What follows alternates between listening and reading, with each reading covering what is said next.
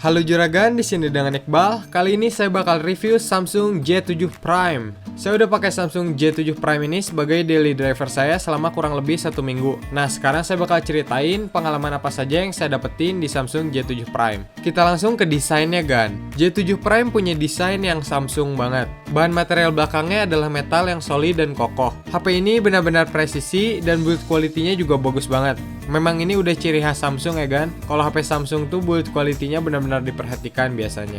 Layar J7 Prime ini menggunakan kaca lekung 2,5D. Selain memberikan kesan elegan, lekungan ini juga memberikan kenyamanan pas agan ngusap-ngusap layar dari pinggir. Di sisi keindahan, layar J7 Prime juga kelihatan hitam banget pas kondisi sleep. Ini saya kasih 2 jempol untuk bagian depan ini, Gan. Jadi kelihatan kayak nggak ada layarnya gitu.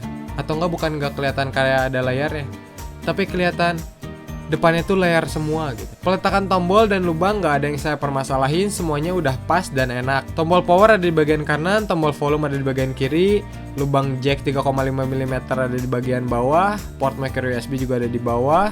Cuman ada yang unik sih, ini bukan aneh, unik aja. Speakernya ada di bagian kanan. Ngomongin soal tombol, J7 Prime punya tombol power dan tombol volume yang empuk tapi solid, kan.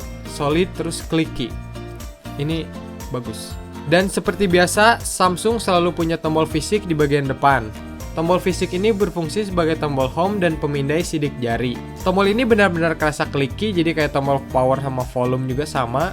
Clicky, solid, kesannya tuh tombol itu tegas gitu. Pas dipencet tuh dak gitu. Kecepatan pemindai sidik jari di J7 Prime juga sangat akurat. Saya jarang banget gagal buka kunci layar pakai J7 Prime ini. Respon fingerprintnya sih lumayan lah tergolong cepat, tapi bukan yang tercepat yang pernah saya coba ya, kan. Secara keseluruhan, desain dan build quality J7 Prime ini benar-benar diperhatikan detail per detailnya. Saya suka pakai banget. Selain kelihatan premium, J7 Prime juga nyaman banget dipegang 1 tangan atau 2 tangan. Ini bagus lah desainnya. Nah, ini yang saya suka, Gan. J7 Prime ini bisa pakai dual SIM sekaligus micro SD. Jadi tipe SIM-nya bukan hybrid ya. Jadi ini terpisah. Ini adalah suatu kelebihan karena agak jarang HP unibody bertipe bukan hybrid. Ya, nggak lupa karena J7 Prime dibuat di Indonesia, jadi 4G-nya bisa dipakai di semua operator di Indonesia. J7 Prime punya layar berukuran 5,5 inci yang punya resolusi Full HD. Layarnya bertipe TFT bukan AMOLED. Layar J7 Prime juga udah dilindungi lapisan kaca Corning Gorilla Glass. Keluaran warna dan cahaya di J7 Prime ini tergolong sangat baik walaupun pakai TFT. Saya betah banget pakai J7 Prime untuk nonton, browsing, atau sekedar main game berlama-lama ya, kan. Dipakai di atas terik cahaya matahari pun layarnya masih kelihatan jelas banget, kan. Jadi kualitas TFT di Samsung J7 Prime ini bagus sekelas sama IPS menurut saya. Jadi layarnya masih tergolong sangat baik. J7 Prime menggunakan OS Android Marshmallow 6.0. Prosesornya menggunakan Exynos 7870, octa-core 1,6 GHz, RAM-nya 3 GB dan memori internal 32 GB. User interface Samsung ini saya suka dari dulu. Minim animasi, namun kayak kostumisasi. Jadi selama saya jajal user interface Samsung ini, saya hampir nggak pernah nemuin lag. Terus saya suka banget sama animasinya yang cepat, user interface-nya juga ini kerasa stabil banget. Dan tentu aja dipakai bersosial media atau dipakai main game, itu semuanya lancar, nggak ada kendala. Performanya bagus, kan. Fitur-fitur di Samsung J7 Prime juga banyak seperti user interface smartphone Samsung yang lainnya. Agan bisa download berbagai macam tema. Selain itu ada fitur-fitur seperti ultra power saving mode, easy mode, dan lain-lain. Banyak, kan.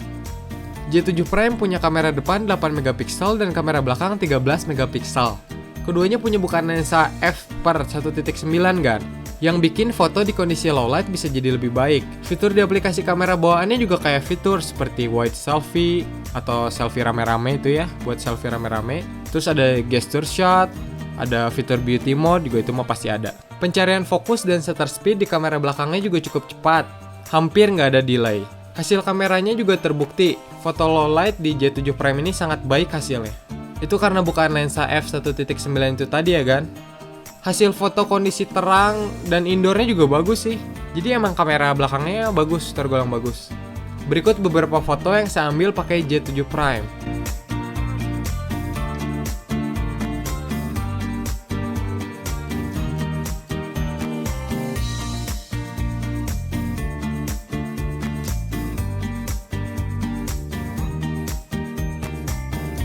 Ke baterai, J7 Prime punya baterai berkapasitas 3300 mAh.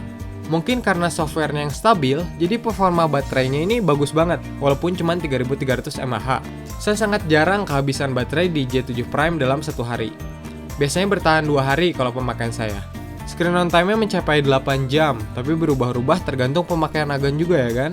Kesimpulannya, saya puas pakai J7 Prime selama 1 minggu ini. Saya suka desainnya, kameranya, user interface-nya, performa sehari-hari dan performa baterainya. Buat Agan yang lagi cari HP berdesain keren dengan harga di bawah 4 juta, yang bisa menuhin segala kebutuhan, J7 Prime adalah salah satu smartphone yang saya rekomendasikan. Jadi segini aja untuk video kali ini. Gimana dengan pendapat Agan? Komen di bawah ya Gan. Kalau suka videonya jangan lupa di like. Makasih udah nonton. Juragan Tekno cabut. Thank you Gan.